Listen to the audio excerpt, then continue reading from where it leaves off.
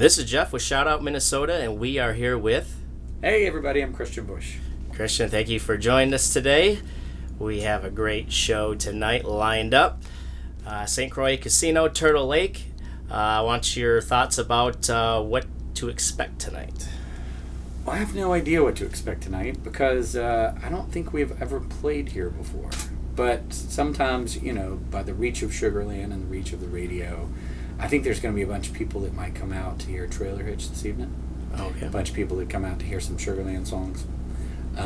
And from what I can tell on social media, a bunch of people that have bought my new record, which is extremely exciting. Yeah, you're pretty active on social media, which I noticed, which is great. The fans love that. What do you think about social media as far as promoting and your music and be able to connect with fans? I think that you know, the fan is what actually puts they're the receiver when you're throwing the ball. You know, like it doesn't work as to write songs, to record music, to perform music without a listener. So they are the most important thing.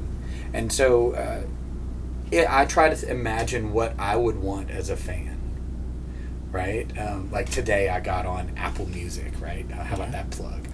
And, you know, I just joined.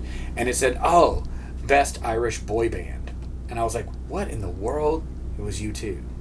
But that's how they described themselves. And I was like, that's awesome. Okay, I liked you, but I love you more now. You know, so all the things that you want from your favorite band, I want to think about what that is and then try to provide that as the artist. Okay. All right. As an artist, you've been around for a long time. Can we give a little background on how you got started into the industry? Well, in 4 sentences, I was the product of a Japanese musical experiment of learning music about the time your brain learns language. So I was in the pilot program when it first came from Japan, and so I learned music like someone would learn English, and I use it to communicate. And then I grew up recording music. I made my first album when I was 13, and they were terrible until very recently. I've made a lot of albums. That was a joke. You can laugh at it anytime.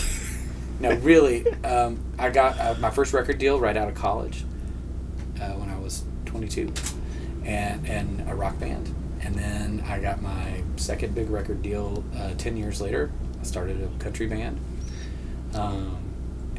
Sugarland, and now 10 years after that, I have my very first solo album, which is where we are now. All right, can we talk about that a little bit? Sure. All right. Southern Gravity. So Southern Gravity is the title of my newest and only solo album. So if you type my name into the interwebs anywhere, it'll likely spit up the word Southern Gravity. And hopefully you get curious enough and you go in and you listen to it and then you want to buy it.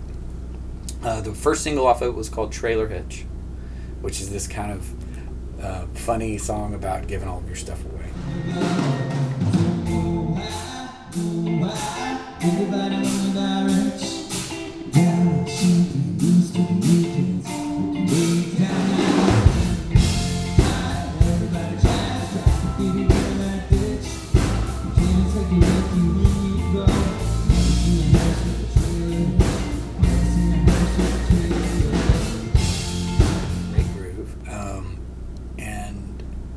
In a lot of ways, it's the first time that a lot of country fans have ever really heard my voice.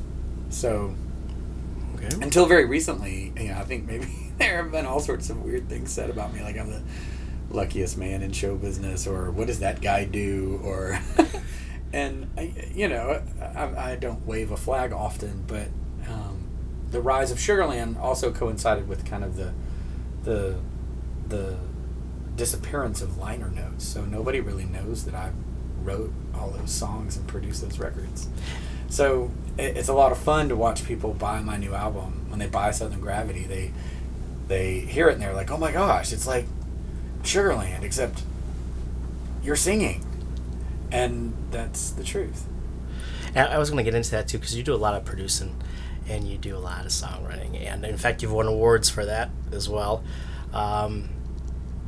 Man, it's amazing the amount of songs that you have written, and not just for Sugarland, but for other artists as well. What kind of feeling do you get when you able to produce a song or to write a song that even somebody else records?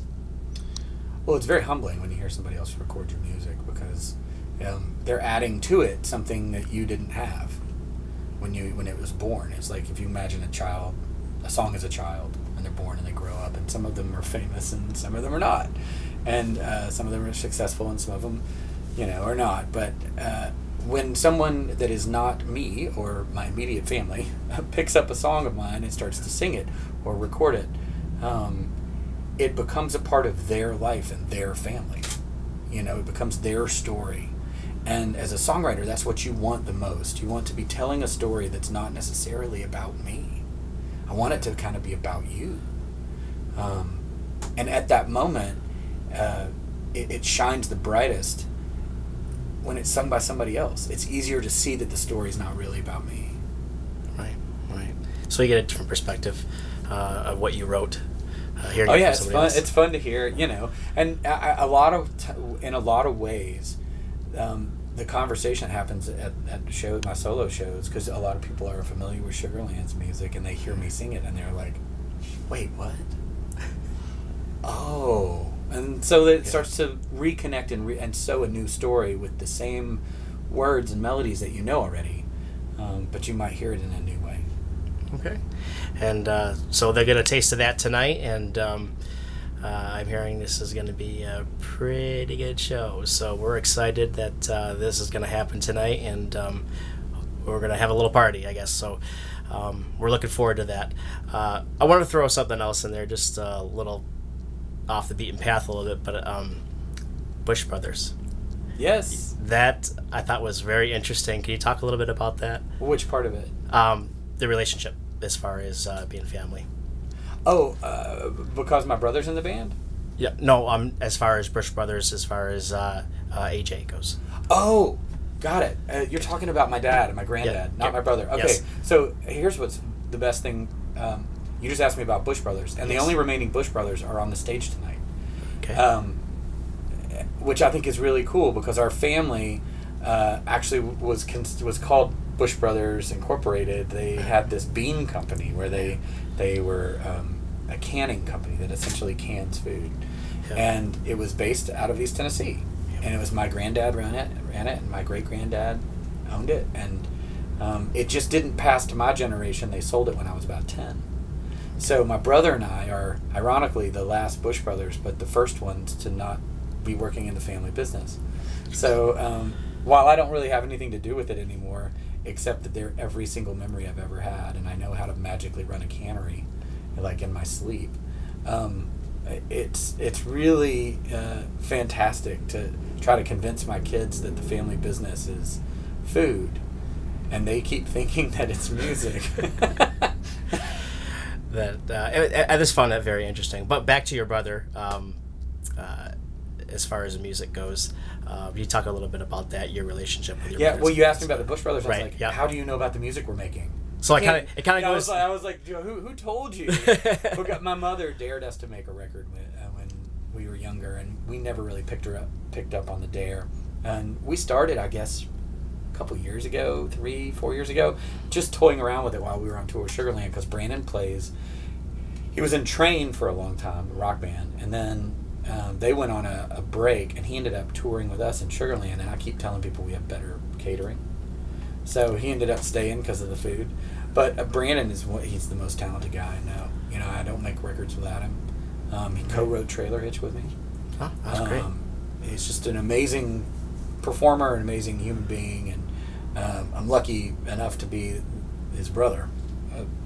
And when you see us perform, it's like extensions of the same human. When we start bouncing, it's like we're just one person. And at the beginning of this interview, I kind of explained the Suzuki method, the Japanese communication through music. And so we speak without speaking. We can talk, and at the same time be playing and have two conversations going on. Wow, that's amazing. It's cool. Well, I don't want to take up too much of your time. I'm going to give you an opportunity to speak to the Kristian Bush fans before we go. So go ahead. Hey, everybody. Oh, my gosh. Oh, my gosh. If you don't have this record, you please buy this record. If you don't like it, call me, and I'll give you your money back or something. Because I made it to make you happy. And if this doesn't make you happy, I don't know. You're going to need, like, a Flaming Lips show or something. Okay, bye. Thanks. Dear Mom and Dad, I send money. I'm so rich, it ain't funny. It ought to be more than enough to get you through. Please don't worry, 'cause I'm alright. I'm staying here at the Ritz tonight. What do you know, we made our dreams come true. 'Cause there are fancy cars and diamond rings and all sorts of shiny things. They all add up to nothing compared to you. Just remember me and ribbons and curls. I still love you more than anything.